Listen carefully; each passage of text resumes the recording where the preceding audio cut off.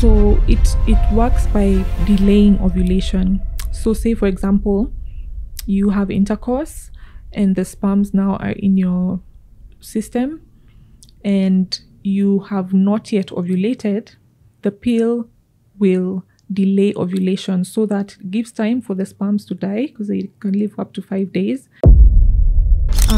But these growths can be of different sizes and they can be at different locations in the uterus.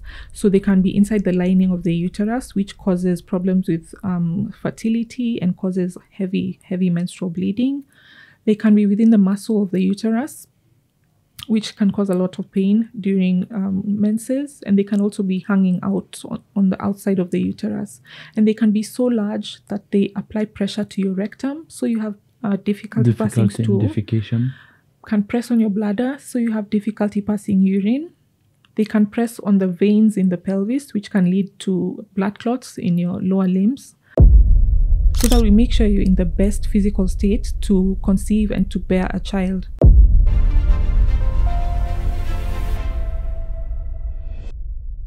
Hello viewers and listeners, welcome to another episode of my podcast, AdenAress, where we elevate your well-being through informations from people who are qualified, people who have the necessary information to empower you with the knowledge to impact your health.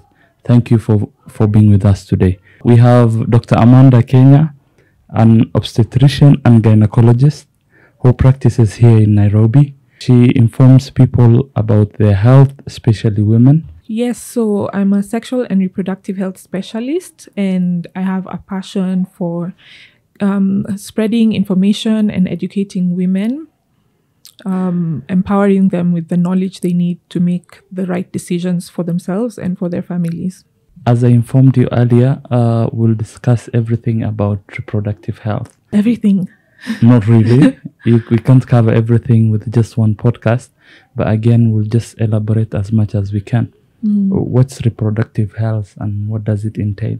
Yeah, so sexual and reproductive health has to do with the physical, mental, and social well-being of a woman and her capacity to make the decisions for herself about when, where, and how she wants to reproduce, and about her sexuality. To still continue on that point, what makes reproductive health crucial for well-being? It's extremely, extremely important. We want to have children, or we don't. We want to grow our families, and it's important to be able to have the information to do so, to know the rights that you have, and to know the available options for you to be able to control your sexual and reproductive well-being. So it's really important. Yeah. I mean, looking from that point, from what you just mentioned, there are a lot of myths and misconceptions about reproductive health. What are some and how can you debunk them? The myths. You'd have to be a little bit more specific. But other than dispelling myths, I believe in just being there to provide accurate information and also allowing people to ask questions. So someone can come to the clinic and they think they have a condition and they were told by someone, which is not bad. We talk, that's what we do. But, they've gotten information from so many different places. And when you come to see a gynecologist, that's your chance to ask questions and to get a proper diagnosis if you actually have a problem. You mentioned conditions. Let's discuss some of those conditions. I wanted us to specifically talk about PCOS, endometriosis maybe, and a bit on fibroids. So to start with PCOS, what are they and how are they diagnosed? Yeah, so PCOS is actually quite common, and many women are living with PCOS without having been diagnosed. So it stands for polycystic ovarian syndrome. So the first thing to note is that there is a criteria which we use to diagnose PCOS, and you have to meet 2 out of the 3 things in the criteria. And not everyone with PCOS actually has polycystic ovaries. Some people don't. what would make you suspect you have PCOS is if you miss periods, you have irregular periods, so you have a few periods in a year. If you have excessive body hair growth, like on your face, your chest, your back. If you have acne and very oily skin, and if your doctor does a scan and finds that your ovaries are polycystic, so that can make you suspect. But once you present with these symptoms, our job now is to do the blood tests and the scans that we need to do to diagnose you and then start a treatment plan based on your goals. So your goal might be to conceive and you haven't managed because in PCOS, your ovaries are producing a large amount of male sex hormones and it's causing you to not ovulate in a regular way. So you might have challenges conceiving. So that might be what brings you to the hospital. And then you find out, oh, you have PCOS. Other things, you might come and complain of weight gain and having a very difficult time losing weight despite doing what you think are all the right things. This could be a sign of PCOS as well. PCOS is very complex. The thing about it is we don't know exactly what causes it. And therefore, it's hard to prevent it. I remember you asked me earlier if we can prevent it. Not really, because we don't know what's causing exactly. it. It often starts in adolescence, actually. Yeah. And the symptoms can wax and wane throughout the lifetime of the patient. So there's no cure, but there are treatments, and we manage the condition. So we treat you based on your symptoms and your goals. So if you want to conceive, then we'll start you on ovulation, induction, and hormonal medication to help you ovulate. If your problem is mostly the hair growth, we can start you on the birth control pill. It can reduce the acne and it can slow down the hair growth. Basically, it balances your hormones. Yeah. Although I don't like the word balancing hormones, it's well, let's use that for now because it's what people will understand. Yeah. If your problem is weight gain and difficulty losing weight, then we're going to come up with a plan to help you lose weight, because losing only 10% of your weight can actually significantly reduce most of your symptoms. Of course, there's laser hair removal for the women with lots and lots of body hair that they're uncomfortable with. Another thing about PCOS is insulin resistance. It affects how your body uses insulin, and therefore you're at risk of developing diabetes. Type 2 diabetes. You're at risk of developing high blood pressure. And so all these things combined can make your life very, very frustrating. But we treat them, each individual. That's the thing. Someone asked me, how do you treat PCOS? And the thing is, it depends on what your goal is. Is it just the symptoms that you want to relieve? Is it because you're trying to conceive? Are you trying to lose weight? What exactly is the problem, so that we can sort that out? Are there surgical interventions? There is a procedure called ovarian drilling. It's not really done that much anymore. Yeah. Okay, because it may be against the goal of the patient. Because most of them come with infertility issues. Most of them come with infertility issues, but theirs is sorted out with hormones to help her ovulate. Okay. That's really some good insight on PCOS. Moving on, let's discuss about endometriosis. What are they? What is it? Yeah.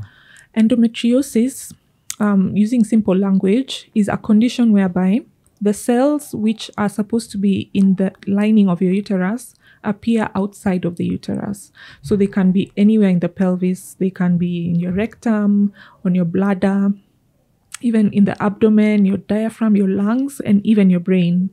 So these cells cause inflammation, which heals with fibrosis, that's scar tissue, which causes a lot of pain. It's extremely painful. The thing, and this pain is usually during menses, but can sometimes be even outside of your period.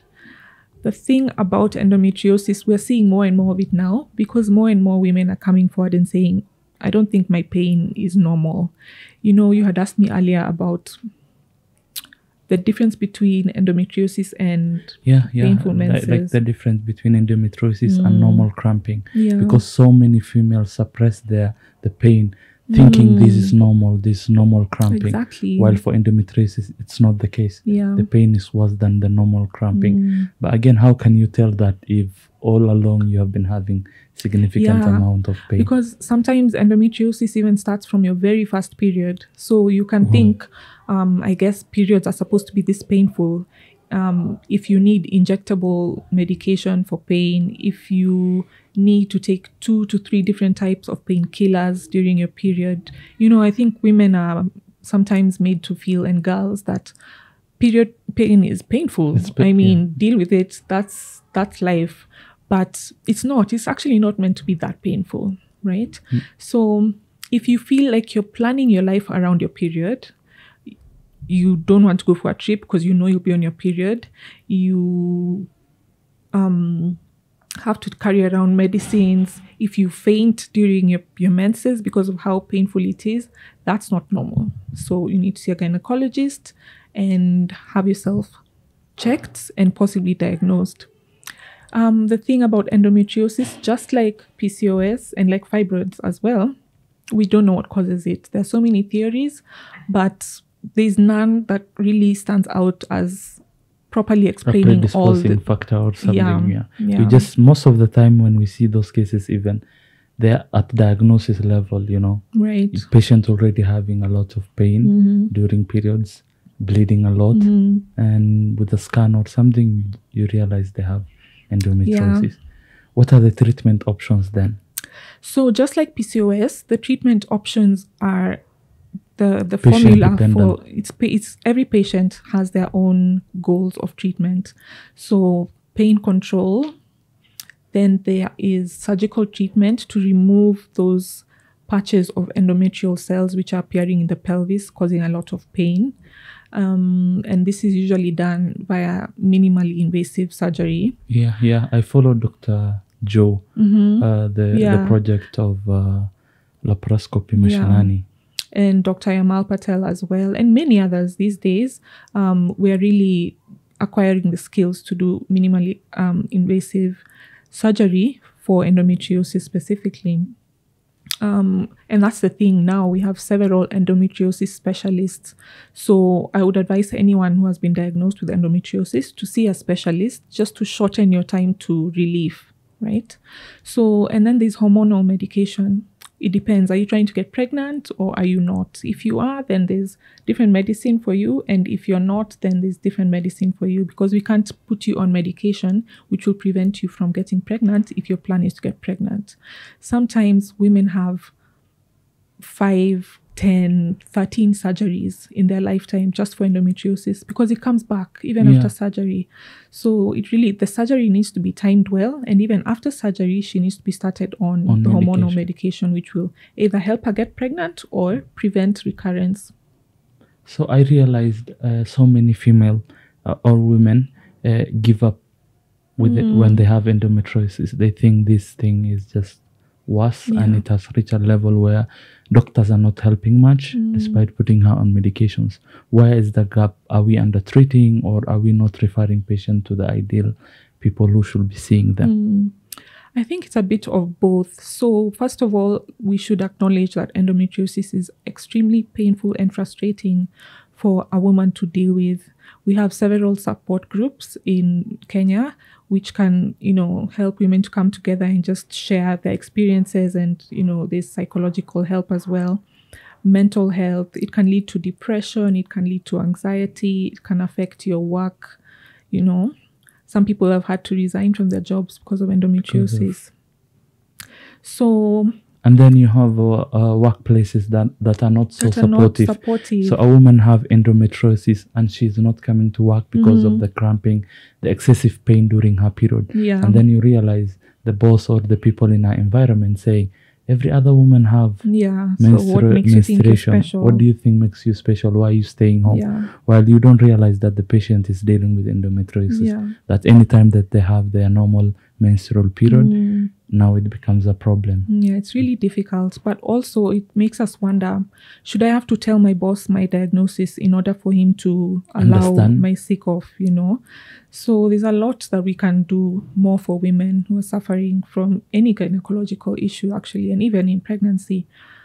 So the thing about endometriosis, I wouldn't necessarily say we're not treating it well. I will say that it's a very complex illness and hard to deal with. And where science has reached so far, we've not quite been able to cure it, but we do manage it with the modalities that I mentioned earlier. And it's a journey. It's a journey. So we also have to do a bit of community sensitization. Exactly. Just about what you have just talked about, like informing people that we shouldn't be assuming everyone is having the same thing. Yeah, and all that. So transitioning to fibroids again. What's fibroids and how are they different from PCOS? Fibroids are actually growths on the uterus. So they are made of smooth muscles. They are non-cancerous growths, although they can be cancerous. But just the simple fibroids are non-cancerous. What causes them? We have no idea. We don't yet know exactly what causes them again. So it's hard to prevent, right? But these growths can be of different sizes and they can be at different locations in the uterus. So they can be inside the lining of the uterus, which causes problems with fertility and causes heavy menstrual bleeding. They can be within the muscle of the uterus, which can cause a lot of pain during menses. And they can also be hanging out on the outside of the uterus. And they can be so large that they apply pressure to your rectum. So you have difficulty passing stool. Defecation. Can press on your bladder, so you have difficulty passing urine. They can press on the veins in the pelvis, which can lead to blood clots in your lower limbs. And these are things that I think most people think fibroids are just, they just cause a heavy bleeding and pain, but they can actually be fatal. And so there are things that we really need to look at. Some of the risk factors are being African, unfortunately, not having any children, not ever being pregnant. Obesity is also a risk factor, and it also runs in families. There's nothing really that you can do to prevent yourself from having fibroids. But the treatment modalities, again, depends on the patient. So the definitive treatment for fibroids is removing the whole uterus, right? Because most of the time when we remove the fibroids, they come back eventually, unless you're going into menopause, at which point the fibroids will shrink, because fibroids grow due to the hormones that we produce in our reproductive age.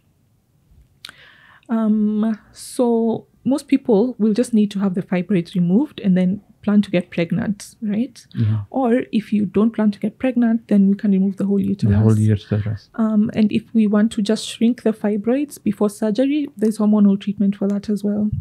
Yeah. What role does pregnancy plays in prevention of fibroids? Because you so much come across medics telling people, you want to avoid them, just get pregnant. While ideally the objective of getting pregnant should not be that to avoid fibroids. Right? Yeah, and that goes into what I was saying earlier about what reproductive health is. It's about you having the choice to plan your family. So I would not recommend someone to forego all the other variables and get pregnant with the thought of preventing fibroids. That really wouldn't make sense. So I would advise women to just have your yearly gynecological review to check out what's going on. And yes, women who have more children tend to not develop fibroids, because having no children is a risk factor. But that doesn't mean I'm going to have children so that I don't get fibroids. Yeah. If you're not ready to have children and you start having them because you're avoiding fibroids, that itself is another psychological problem. And another thing to mention is that pregnancy and the hormones that we produce in large amounts during pregnancy actually make fibroids grow. So you can find a lady has small fibroids, a few, she gets pregnant, and suddenly, within a couple of months, the fibroids are now large. And during pregnancy, they can undergo something called degeneration. So the consistency of the fibroid changes and it becomes extremely painful. So again, is there any way to prevent that? Well, I would suggest if you have fibroids, if they're large, to have them removed before pregnancy. If they're small and tiny, we might leave them. But just know that there's a possibility of them getting enlarged in a very short period of time. And in fact, they can be so large, and it depends on the location they are, but they can block the passageway for baby to come out. So you might be pregnant and you're planning for vaginal delivery, but because of your large fibroids, you won't be able, because baby's head won't be able to pass. Yeah. So they have other effects on life. Yeah. And so moving on to another topic, contraceptives. What are the roles of contraceptives in day-to-day life? And some people are not using contraceptive when they are medically fit to use contraceptive because they are afraid of their carcinogenic property. So what's your thought on that? Okay, so there are so many different kinds of contraception which we use for family planning. So that's for you to be able to have control of when you conceive and where and how. Spacing and all that. The spacing and all that. So it's really important. And I always say many women are not on contraception because maybe they've tried one method and it didn't work for them. They really had a negative effect. Maybe they gained weight. Maybe it made their periods heavier.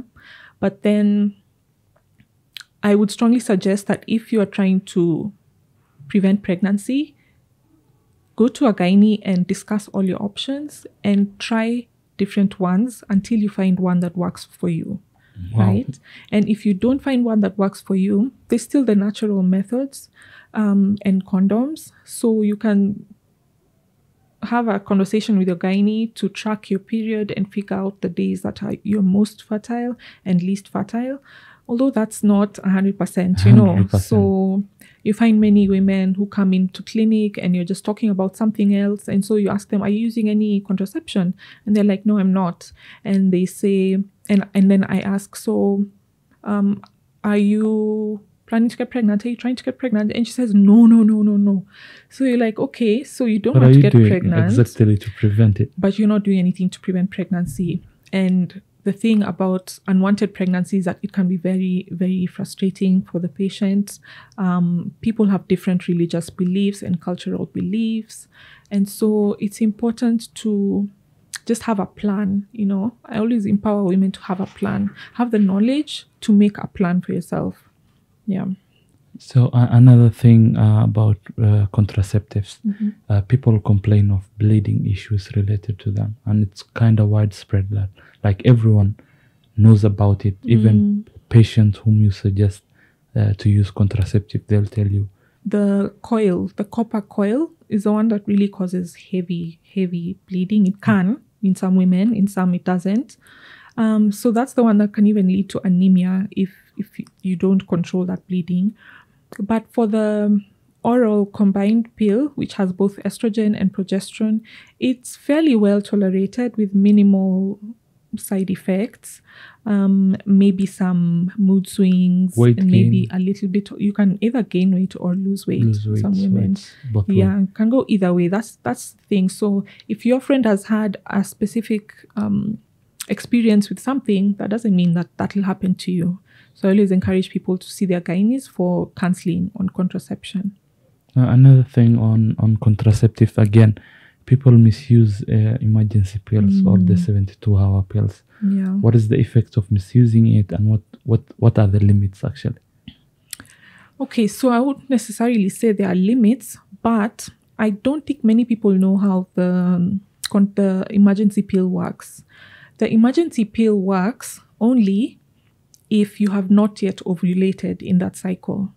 So it works by delaying ovulation. So say, for example, you have intercourse and the sperms now are in your system and you have not yet ovulated, the pill will delay ovulation so that it gives time for the sperms to die because they can live for up to 5 days, and then your egg is released. So they won't meet, right? But if you've already ovulated, so you're past halfway in your cycle, the egg is there waiting and it won't work. And the thing about the pill is that if you take the pill and it doesn't work, you're actually at a higher risk of having an ectopic pregnancy than someone else, than someone who hadn't taken the pill. So there's increased risk of ectopic pregnancies. Yeah.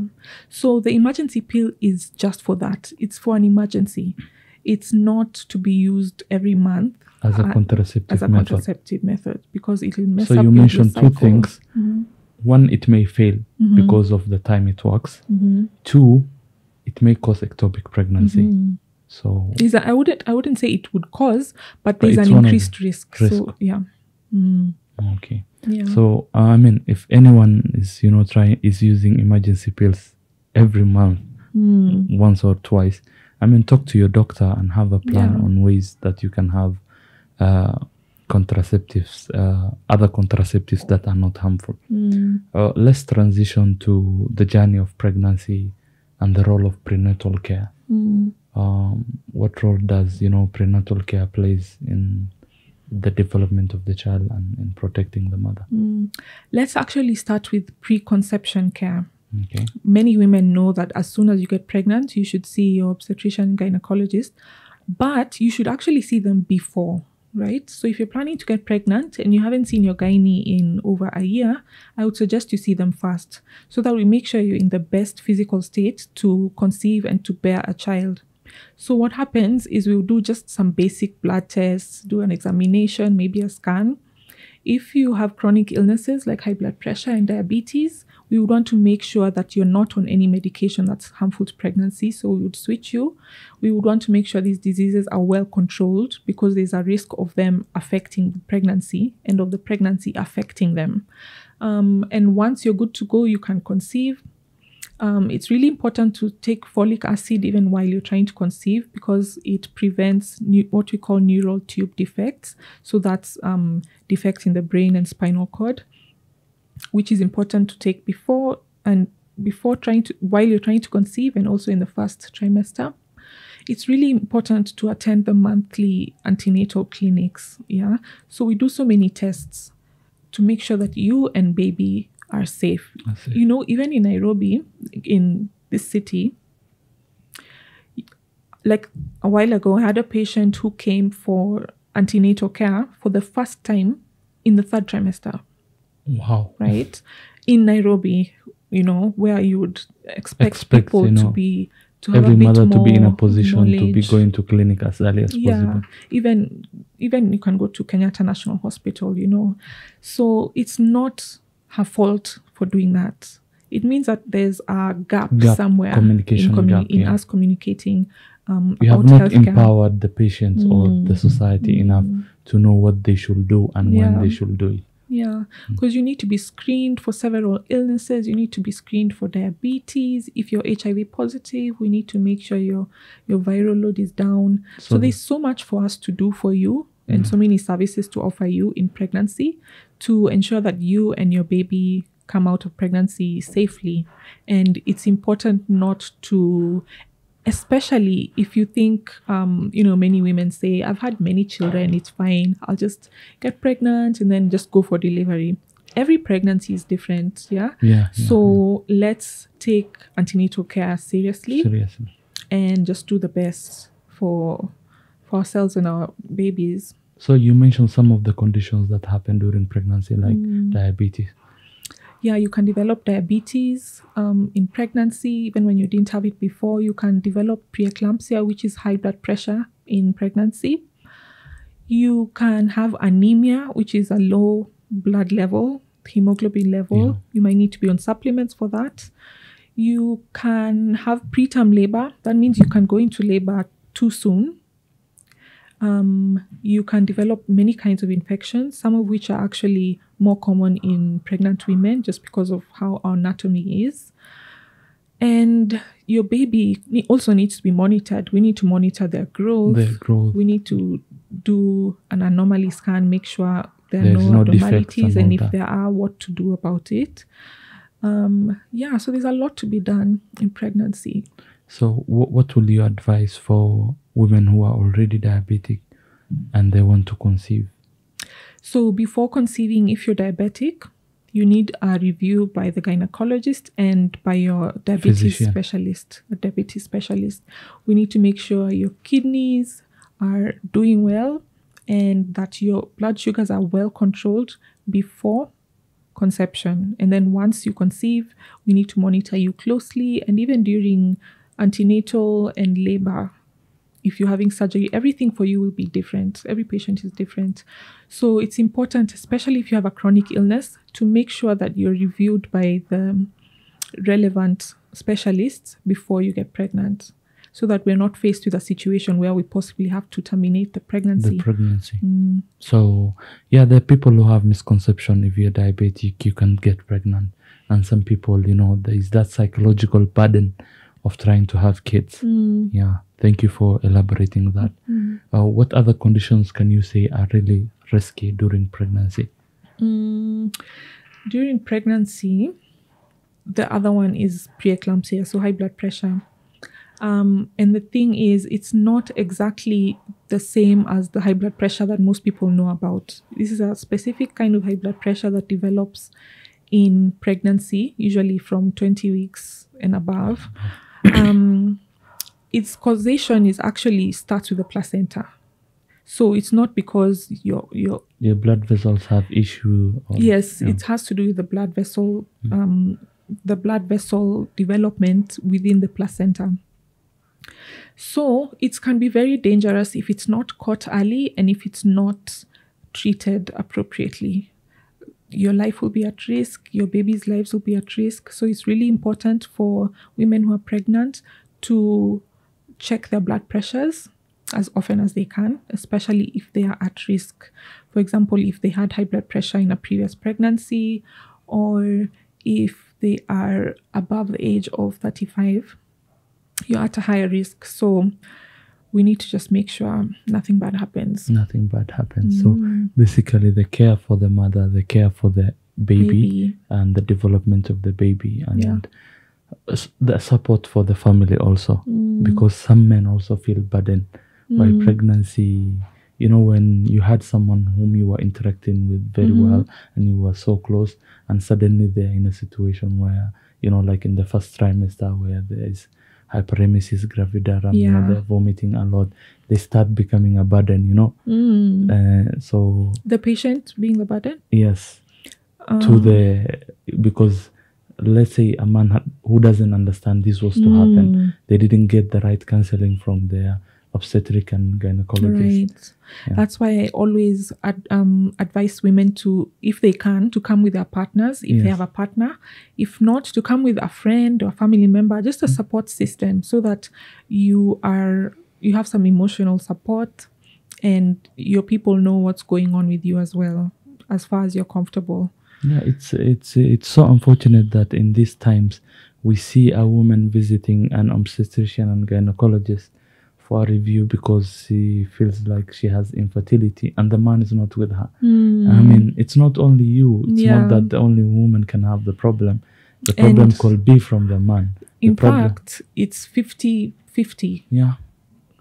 Half of infertility is male factor and the other half is female factor. So it's important for you to have a partnership when you're dealing with these fertility challenges, so that it's not just you. Both of you know what's going on and you're both dealing with it together. Something as mild as, you see clinicians or even junior doctors treating the female only for a condition that's supposed to be treated for partners or even for both people. It's something as easy as candidiasis, and and you wonder, why are we only subjecting the woman to treatment while So continuing on that, let's talk something about adolescence and reproductive health. Currently, I think there are no systems that are supporting both the male and the female as they enter into their reproductive age. A lot happens, the adolescence. What's your thought on that? Well, I think for one, the sex education needs to just be better. Right? I think it's still, even in 2024, it's still kind of taboo to talk to our young people about these things. There's a lot of shame around menstruation. There's a lot of shame around sexuality and sexual health. So I definitely think the earlier we start, the better. Yeah. Now, what are the things that we can be educating these people broadly? So the thing about educating people who are minors is we need the consent of their parents. Number one, consent from the parents. So we need to come together as a community and decide that I want my children to know about this. I want them to know what sex is. I want them to know how they get pregnant, and I want them to know how to prevent it. Another family might say, I don't want any of that to be discussed with my child. So you have to decide for your own family and do this education at home, even as we do the public and community talks and outreaches. Yeah, parents just need to take control of their families and give their children the information that they think is appropriate for them. You can't decide for someone else. I think of it from this direction also. If we educate the parents very well during their clinics, during their visit to the doctor, they may have enough information so that they can impact with their children. Right. But unfortunately, when the parents don't have the knowledge, because there's no good communication between them and their doctors, there's no that connection. I mean, the kids will also suffer. Yeah, it's true. It's very unfortunate. Let's talk something about postpartum health. It's really an area I feel it's really neglected. What's your thought on postpartum health? Postpartum after delivery? Yeah, I think you're right. Sometimes we think once a woman has had her baby, she's out of your care, but there's still so much to do. In fact, even more to do now to make sure that we support her and support her family and the child that she's having. So we need breastfeeding teaching. We need teaching on the danger signs. The woman needs to know that she should still keep checking her blood pressure. Then there is the mental health aspect of it, the baby blues and the postpartum depression, anxiety, psychosis. Then there's the pelvic health, the pelvic floor health, and recovery from a cesarean section, recovery from pushing. It's a lot. And even I recently met a patient who, having a constant headache postpartum, and we try to investigate for everything. Nothing is coming out clearly, and then you just go to the basic and realize this mother hardly sleeps during the night. Oh, right. And so and that's something that's neglected, and it's a postpartum issue. Yeah. Transitioning on to menopause and the management of menopause. What's your thought on that? It's an area that's also neglected. It is. Yeah, no one is talking about women who have stopped conceiving, as if reproductive health ends with. I know it doesn't end with reproduction. We still want to follow a woman to the end of her life. So actually, menopause and the health of mature women is one of my pet subjects. I'm really passionate about it. After watching how my family members and my friends, elderly relatives were going through it and asking me what to do, and I was like, I don't know. It's not. I mean, we are taught about it, but we don't really go deep enough into the management of menopause and perimenopause. So many women think, especially in our culture, that's just how it is. You're going to have the hot flashes. You're going to have a bit of anxiety, memory lapses. You're going to have a dry vagina. And these are things that people have sort of accepted as normal. I mean, it's normal. Menopause is normal, but suffering is not. You should not have to suffer. And so there are many ways of treating depending on the goals, again, of the patient. There's hormonal medication, which initially we were really, really scared of because of a study called the Women's Health Initiative that was done in 2002. And since then, there's been a lot of analysis on that data, which has shown that hormonal treatment of menopause women is not as scary as we thought it was. There's not such a huge risk of developing these clots and the cancer, but it depends on the patient once again. Depends on your medical history and the symptoms you're having. So it's important to see a gynae who has experience with menopause care and talk about your options, because there are also herbal preparations that are really good, and there are all sorts of formulations that come in pill form, in spray form, in cream form.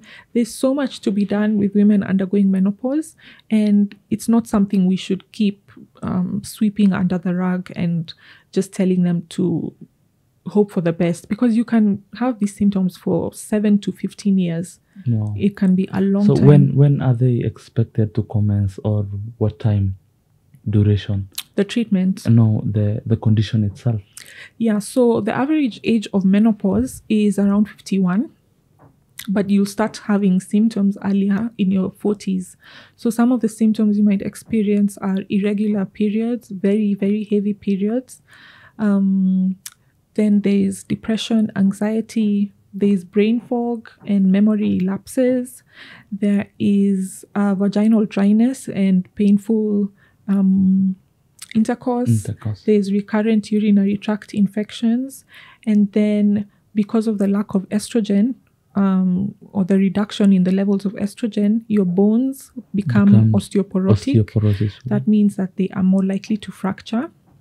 And so there's quite a bit of symptoms that you can experience. And you might not even know that you are undergoing perimenopause. You might just think, oh, my memory is so bad these days, what's going on? So that's why I always advocate for seeing a doctor for any problem you have, because even if you go to a physician, they'll probably figure it out and send you to a gynecologist, so that we can start replacing these hormones earlier and start treating you according to your medical history and your goals of treatment, so that you don't have to suffer. So many women have to retire just because of how severe the symptoms of menopause are. So many organizations don't take into account that many women in their place of work are undergoing menopause, and they have different needs, and there are different things that we can do to make their lives better and easier. Wow, so much insight on menopause, and I hope everyone benefits from it, and you share with anyone who may benefit from this information. Still on that point of menopause, what are the roles of supplementation? Supplements, especially the right ones, are very useful in treating menopause, because there are some which mimic estrogen. So maybe we should start from the beginning. What is menopause? Menopause is a condition whereby you have a drastic reduction in the amount of estrogen that your ovaries are producing. Right? So your ovaries are now getting old and tired. So they're still producing estrogen, but now it's less and less. And so eventually your periods stop. And menopause is a retrospective diagnosis, because we say a woman has achieved menopause when she hasn't had a period for a year. So you have to wait for a year to say that you have menopause. That is the menopause. Yeah. And so this reduction in estrogen has so many adverse effects on the body. Your skin, your mental health, your muscles, your bones, the amount of fat that your body is storing. Yeah. So supplementation at the right time with the right supplement. There are different supplements that can help. There are some supplements which actually mimic estrogen. This would be good for patients who are not keen on hormonal treatment. So these supplements that are plant-based and they mimic estrogen to sort of alleviate the symptoms. Yeah. But I wouldn't list the supplements here, because I want people to see their gynaes and to get treatment that is catered towards them specifically. Tailor-made. Exactly. Yeah. Because it has to be addressed. Are you having osteoporosis as a result of menopause? That has to be addressed differently from someone who's having excessive weight gain because of postmenopause. Thank you so much. Anything you want to add on women health?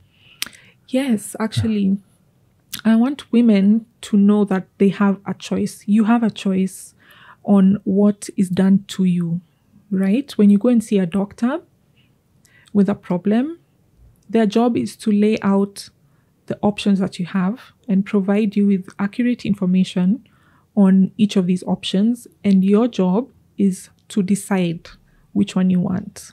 Okay? So, because I've noticed recently, I've been seeing many patients who I give the options. I say, okay, so based on this, what are you leaning towards? And they say, nope, you're the doctor. You just tell me what to do. Wow. I mean, I am, and I would love to help you, but I want you to be involved in your own care. So I really advocate for patient-centered care and a shared decision-making model with the patient. And that's actually why I'm on Instagram now, is to just provide people with information about different women's health topics so that you are aware of the options you have, you know what questions to ask your doctor, you know what to look out for, and hopefully you can advocate for yourself and you can have someone with you to also advocate for you to get what you want and what you prefer. Yeah. So it's people to remember that decisions made medically are not only to be made by the doctors. Exactly. They are also partly to be made by the patient. Yeah. Because it's you who is affected by the condition. Right. It's you who will be taking the medications, if there will be medications. And it's you who will suffer the consequences of the plan that was taken. If it doesn't favor you individually, not only your family or even your spouse, it shouldn't be based on those. It should be based on ideally what do you want for yourself. Don't be afraid to say what you want and what you prefer. I've been following your shorts and videos, and you really advocate for patients to be in a position where they can make decisions that are helping them and that are helping the society. And I think it's part of the objectives of health, right? To put patients in a position whereby they know what's good for them. And they have the capacity to decide. The capacity to make the decisions for themselves. What are 2 advices for male who have partners? Who have partners? Female partners. I would advise you to just be there and listen when she's telling you about a problem that she has. Don't feel like it's an icky topic and it's none of your business. There's a lot you can do to support her, whatever she's going through, if it's an illness, a condition, if it's a fertility challenge. Be there and just be exactly that, a partner. What are the roles of physical exercise? Maybe final question. Physical exercise is in extremely important, health, even in reproductive health. Obesity and a sedentary lifestyle is a risk factor for several conditions. Or affect almost every system. Almost. In fact, if not all, right? So it's really important. I think people know that now, and they just need the motivation to get started. I mean, there is less we can do about the motivation, but more in informing them the roles that it plays in reproductive health. Dr. Amanda, thank you for coming today all the way to educate the people and to empower the society with all the knowledge you have. We'll provide all your details on how people can reach you, both your Instagram and your personal details and your clinics, and how they can see you to improve their health, especially female. Thank you again for coming all the way. Thank you for having me. Thank you, Dr. Amanda.